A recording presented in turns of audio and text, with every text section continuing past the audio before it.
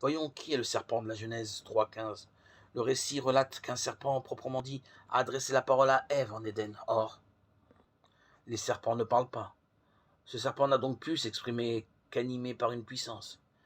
Quelle était-elle? Son identité ne fut pleinement révélée qu'au 1er siècle, à l'époque où Jésus effectuait son ministère sur la terre.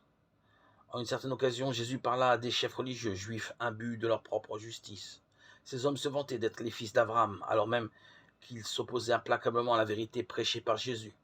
Il leur dit: « Vous venez, vous, de votre père, le diable, et vous voulez accomplir les désirs de votre père. » Ce fut un homicide quand il commença, et il n'a pas persisté dans la vérité parce qu'il n'y a pas de vérité en lui.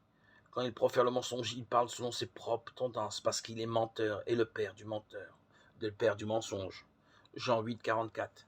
Jésus s'exprimait avec force et sans détour, décrivant le diable comme un homicide et comme le père du mensonge. Les tout premiers mensonges rapportés dans la Bible n'ont-ils pas été proférés par le serpent en Éden? Celui qui les a émis était à l'évidence le père du mensonge. De surcroît, ces mensonges causèrent la mort d'Adam et d'Ève, ce qui fit de ce menteur du passé un meurtrier.